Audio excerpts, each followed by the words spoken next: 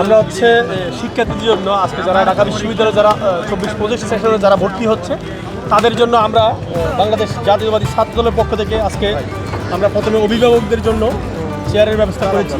ওরা যেহেতু অনেক দূর থেকে আসবে ওনার জন্য বসার ব্যবস্থা আমরা চেয়ার রেখেছি, বসার ব্যবস্থা রেখেছি। আর স্টুডেন্টের জন্য আমরা আমাদের পক্ষ থেকে আমরা হচ্ছে একটা ডায়েরি রেখেছি 31 দফা। ডায়েরির মধ্যে আমরা 31 দফা যে 13 জুলাই 2023 সালে যে বিএনপির ভারপ্রাপ্ত চেয়ারম্যান দেশ তারেক রহমান যে 31 দফা প্রণয়ন করেছিলেন সেই 31 দফা সম্বলিত একটা ডায়েরি। আর যে কোনো প্রয়োজনে যোগাযোগের জন্য আমরা নাম্বার দিয়ে দিয়েছি।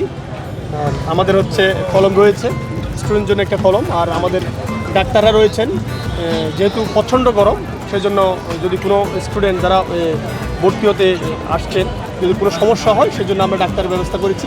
প্রাইমারি যে ট্রিটমেন্ট সেটার ব্যবস্থা রেখেছি। আর আমাদের হচ্ছে চেয়ার রয়েছে শিক্ষার্থীদের জন্য আর অভিভাবকের জন্য আমরা চেয়ারের ব্যবস্থা করেছি।